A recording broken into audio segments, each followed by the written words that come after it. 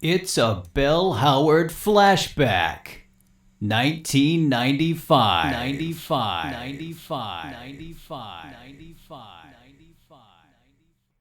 From WHYYY in Olympia, I'm Neil Kakiyang Bao, filling in for Mika McCacken, and this is Fresh Soup. The AM talk show host Bell Howard has never shied away from controversy. I call him Billy Red Clinton because he's trying to bring back the Soviet Union in America.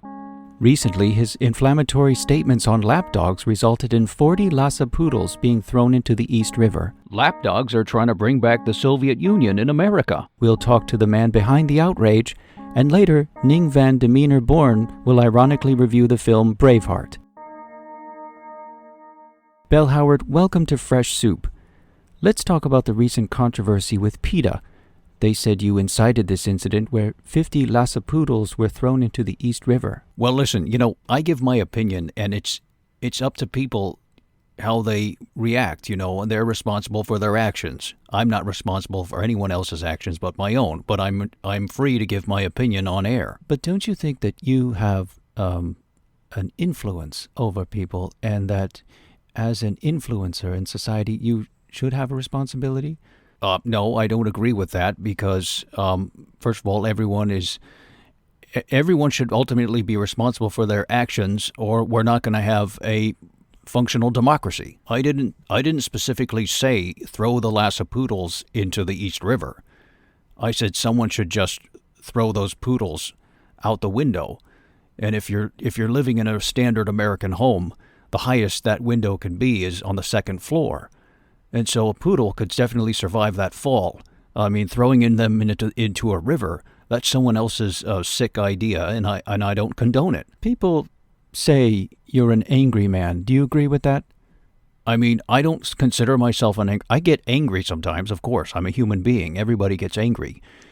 And sometimes I get angry at things I don't even understand. I mean, sometimes I don't even know why I'm angry. I was with my sister's family, and we were making breakfast, and I said, "Who wants waffles?" And my nephew, he's 5 years old, he says, "I don't like waffles." And I got so angry. I mean, the idea that a child doesn't like waffles just suddenly sent me over the edge, and I don't know how that happened. I mean, how could a 5-year-old not like waffles?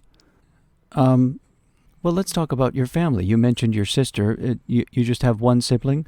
No, I have a sister and a brother, and they're both great. My brother's a little different, though. He's not the sharpest tool in the shed, if you know what I mean. But he used to talk to people. He used to talk to their eyes. He thought that people would understand him if he put his mouth next to their eyes, and he talked into their eye sockets instead of what normal people do, which is talk into other people's mouths. I don't think that's... Well, I mean, do you when you talk, you aim your mouth at a certain part of the person's face? Yeah, don't you? Let's talk about the current administration and your differences with it and what you tell people. Do you think you have a fair and balanced view of President Clinton? I don't need a fair and balanced view. I need my view, and my view is the view of most Americans, I think. I think we know this guy's a crook, and he's a commie, and so what if he can play the saxophone? He's as red as his nose. But we've heard this view on many AM talk radio shows. This is sort of par for course, calling the Democratic president a communist. Don't you think how do you distinguish your voice from other AM talk show hosts? For example, Rush Limbaugh.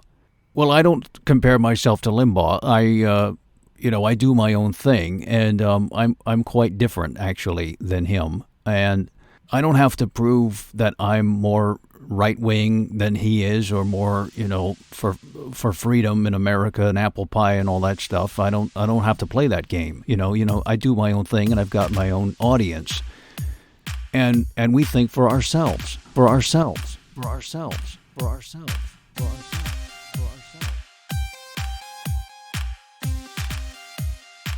Broadcasting live on an island of freedom in a sea of technocratic nonsense. It's the Bell Howard Show. And now, here's your host, Bill Howard.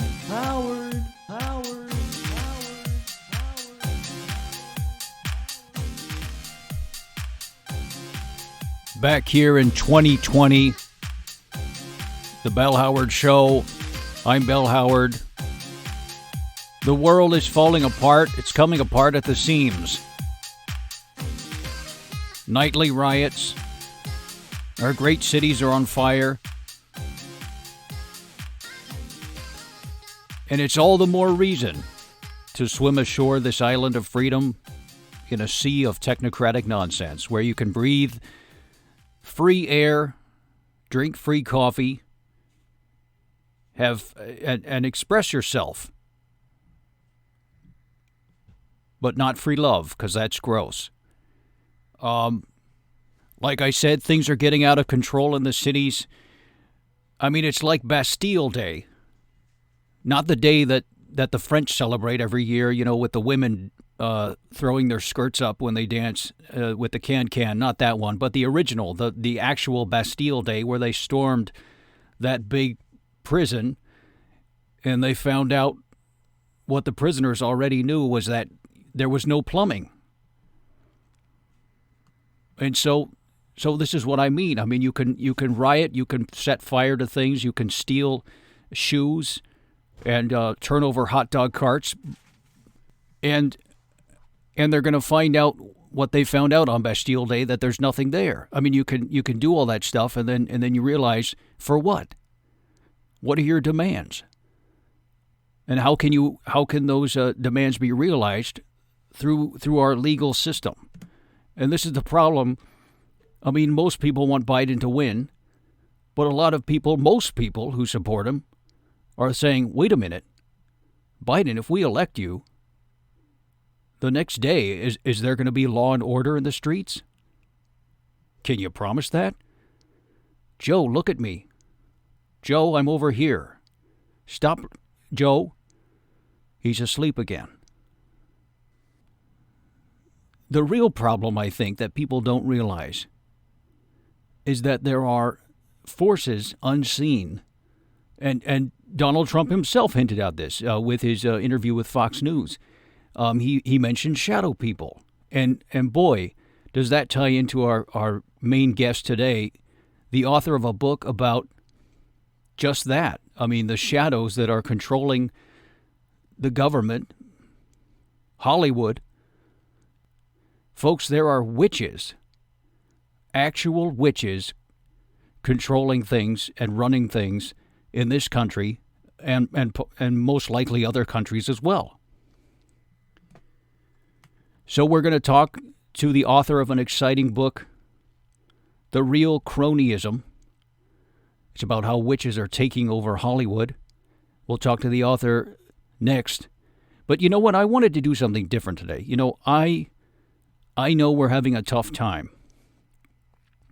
And I wanted to do something to sort of reach out to the people, talk to the people, and I thought, you know, everyone's in lockdown right now and everyone's going crazy, and they need someone to call them and maybe reassure them, to tell them that everything's going to be okay, especially the elderly. They're already lonely, and now with this lockdown, I mean, it's like they're in prison. So I thought, I'm going to call someone's grandmother and tell her everything's going to be okay and comfort her. And so I sent out a thing on Facebook, on the social medias, and someone answered and said, "Hey, can you call my grandmother?" And I said, "Sure." And so I'm going to call this man's grandmother in a new segment I like to call My Grandma. Please call my grandma for me. Please. Today's grandma is Genine Ackerman. Her grandson Chris writes, Grandma Genine is hanging in there at 87, but she lives alone and doesn't really get along with her little dog Sammy. That's cute. She probably gets along with Sammy just fine. But let's give her a call.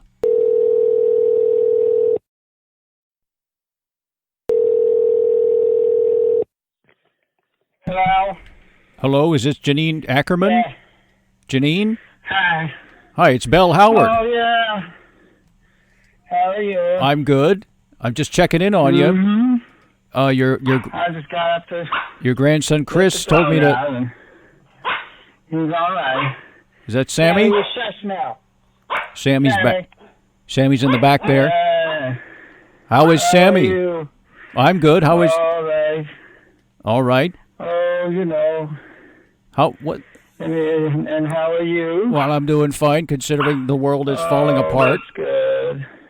But, you know, these are tough times, and is everything okay? Uh-oh. There you are. Sammy's in trouble. I just let you out. Oh, you gotta be careful. Yeah. Always do the right thing. Well, that's good advice. You know, there's lots of tough times ahead, but we gotta be strong. Yes, we Gotta do. be strong. You gotta be. Say it. You gotta be. Sammy's... Get over here, Sammy. When did I say? Uh-oh. He doesn't know. Mama's working hard, and he doesn't appreciate it. Well, I'm sure he My does. advice to you is to just always be kind.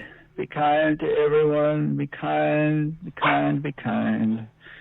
People got to be kind. I said get over here. Sit down. Sit down. Whoa. What was that? What the? Genine? Grandma Ackerman? Genine? Grandma Ackerman. Sammy?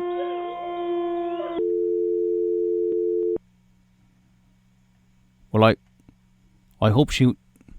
Well, we lost her there, but I hope it wasn't for good. Boy, Sammy sure turned out to be a bigger dog than I imagined. We'll be right back.